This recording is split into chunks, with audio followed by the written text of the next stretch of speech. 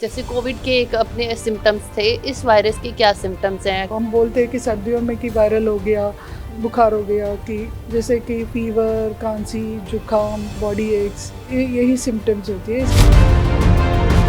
इसका भी ये है कि ये एक दूसरे से आगे-आगे फैलने का। जब और भी वायरसेस है जो फैलते रहते हैं, जिसकी वजह से हम साल में 2-3 बार हर एक को कि खांसी जुकाम तो हो ही जाता है। ये ऐसे ही फैलता है। पंजाब के हेल्थ मिनिस्टर की ओर से ये एडवाइजरी जारी की गई है कि फीमेल्स और बच्चों के लिए स्पेशली कि मास्क पहनना अनिवार्य कर दिया गया है। तो लगता है कि ज़रूरत है मास्क पहनने की। लेकिन अगर किसी को सिम्टम्स है, अगर वो मास्क पहने तो कि वो दूसरों को इन्फेक्शन नहीं देंगे, कि लेकिन हर कोई को मास्क पहन के घूमने की अभी फ़िलहाल मुझे नहीं लगता है कि उतना ज़रूरी है। लेकिन हाँ, बच्चे हैं कि खास करके ये वाली इन्फेक्शन 5 साल से कम उम्र वाले बच्चों में ज़्यादा वो देखा जाता है। कोरोना वायरस की तरह एक और वायरस आया है जिसकी वजह से लोग परेशान हो रहे हैं। लोगों में कहीं ना कहीं डर और सहम का माहौल है। ये वायरस है HMPV। इस वायरस से क्या खतरे हैं, क्या इसके सिम्टम्स हैं, कैसे ये फैलता है और कैसे इससे बचाव किया जाएगा, बातचीत करेंगे। हमारे साथ PGI से डॉक्टर PVM लक्ष्मी जी हैं। मैम, सबसे पहले तो ये वायरस कितना घातक है, क्योंकि काफ़ी ज़्यादा लोग इस वायरस के बारे में सुन के दहले हुए हैं। अभी तक ये इतना खतरनाक नहीं है कि इससे कि घबराने वाली या पैनिक वाली कोई सिचुएशन है ही नहीं है। तो मैं ये बोलूँगी कि लोगों को कि पैनिक मत होइए, कि सोशल मीडिया के अंदर जो वायरल जो हो रही है उससे ज़्यादा आप कोई news channel, authentic news channel की न्यूज़ को फॉलो कीजिए, गवर्नमेंट ऑफ इंडिया की एडवाइजरीज फॉलो कीजिए। मैम, सिम्टम्स क्या हैं इस वायरस के? जैसे कोविड के एक अपने सिम्टम्स थे, इस वायरस के क्या सिम्टम्स हैं कि शुरुआत में ही अगर इसको डिटेक्ट किया जाए तो ज़्यादा बेटर है कि ज़्यादा लॉन्ग स्टेज पे ना जाए?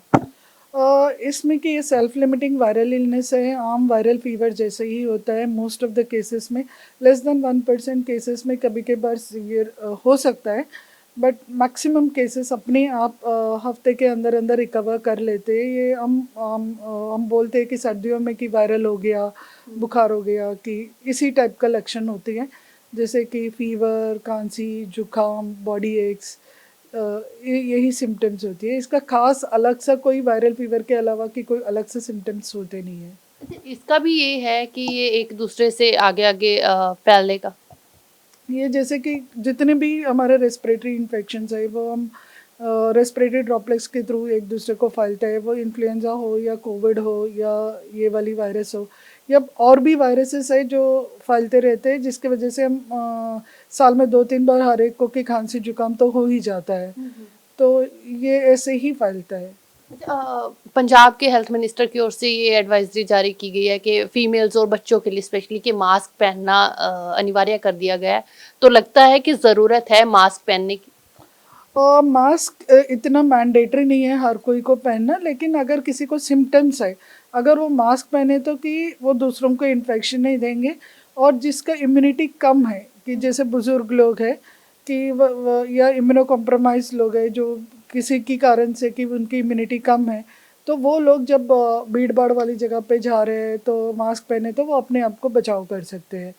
कि लेकिन हर कोई को मास्क पहन के घूमने की अभी फ़िलहाल मुझे नहीं लगता है कि उतना ज़रूरी है।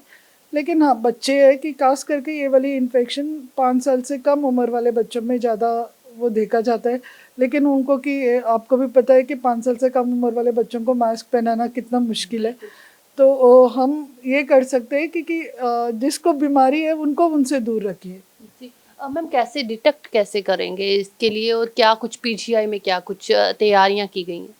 और इसको डिटेक्ट हर कोई में करने की ज़रूरत नहीं है। ओनली सीवियर इलनेस वाली केसेस में टेस्ट की ज़रूरत होती है, क्योंकि कि ये जो इन्फेक्शन है, सीवियर केस जो भी हुआ है, उसका कारण क्या है।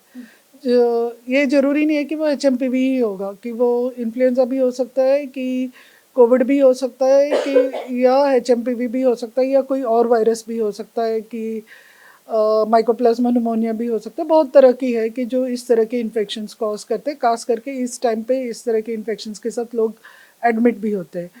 तो हमें सीवियर केसेस का टेस्ट करना ज़रूरी है, कि ताकि हमारा निगरानी हो कि किस तरह के वायरसेस या किस तरह के इन्फेक्शन से कि लोग एडमिट हो रहे हैं, क्या वो किसी पर्टिकुलर ऑर्गेनिज्म का इन्फेक्शंस बढ़ तो नहीं रहा है। तो ये निगरानी के लिए हमें टेस्ट करना ज़रूरी होता है, कि वो निगरानी बहुत ज़रूरी है, ताकि कि हमें कि कोई नई वायरस या कोई नई इन्फेक्शन अगर कोई आता है तो उसको जल्द से जल्दी हम पकड़ पाए। तो इसके लिए टेस्टिंग सीवियर केसेस की मैंडेटरी है। और गवर्नमेंट ऑफ इंडिया ने खास करके एचएमपीवी में भी अगर कोई खतरा ज़्यादा बढ़ रहा है तो पता करने के लिए कि उन्होंने टेस्टिंग फैसिलिटीज़ एक्सपैंड किया है। हर स्टेट में एक दो लैब्स को डिजिग्नेट किया है कि जहाँ पे टेस्टिंग हो जाता है इसका, कि और हॉस्पिटल में जो भी सीवियर केसेस एडमिटेड है उनको की एडवाइजरीज जारी किया है गवर्नमेंट ऑफ इंडिया ने, कि आप उनका सैंपल लेके कि वीआरडीएल में भेज दीजिए कि जहाँ पे टेस्टिंग हो। कि one of the designated laboratories PGI में भी है, जो हमारे वायरोलॉजी डिपार्टमेंट में वीआरडीएल है, जहाँ पे इसका किट्स भी अवेलेबल है और टेस्ट भी हो सकता है। तो मैम पीजीआई में अभी तक कोई केसेस आए हैं इसके? इस साल में कोई केसेस मेरे ख्याल से नहीं आए हैं। कि पिछले सालों का डेटा मुझे पता करना पड़ेगा कि इसका बारे में, कि आपका वीआरडीएल लैब की जो डेटा है वो क्लियरली बता सकते हैं वो लोग। मैम पीजीआई की अगर हम बात करें तो पीजीआई में तो हर एक जगह से पेशेंट्स आते हैं, तो कोई खास इस वायरस को लेकर कोई तैयारियां की गई हैं पीजीआई में? ये इस वायरस के लिए स्पेशली कोई तैयारियों की ज़रूरत नहीं है, क्योंकि कि सारे इस तरह की जो भी बीमारी होती है कि वायरल नुमोनिया के साथ आते हैं।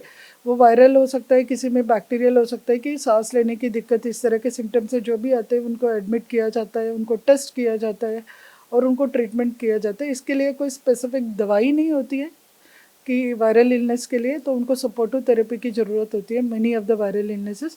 तो वो सारे उस तरह के हिसाब से कि वो ट्रीट किया जाता है पीजीआई में। पीजीआई में सारे ट्रीटमेंट की फैसिलिटी जो भी लोअर रेस्पिरेटरी इन्फेक्शन या निमोनिया के साथ होते हैं उनके लिए किया जाता है। क्योंकि कोविड में जिस तरीके से हमने देखा था ऑक्सीजन की कमी हो गई थी, क्योंकि ब्रीथिंग में लोगों को प्रॉब्लम आ रही थी, वो बहुत ज़्यादा दिक्कत हो रही थी, बेड्स की कमी हो गई थी। तो उस लहजे से कोई है अगर इन केस ये और ज़्यादा घातक होता है, खतरनाक होता है ये वायरस, तो उसको लेकर कोई प्रिपरेशन हो?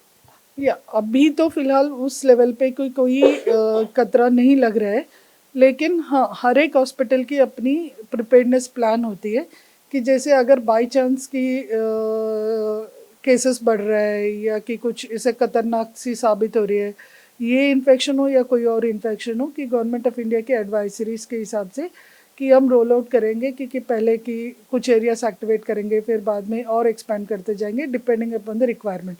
उसके लिए कंटिजेंसी प्लान सारा हॉस्पिटल की अपनी है, पीजीआई की भी अपनी प्लान है।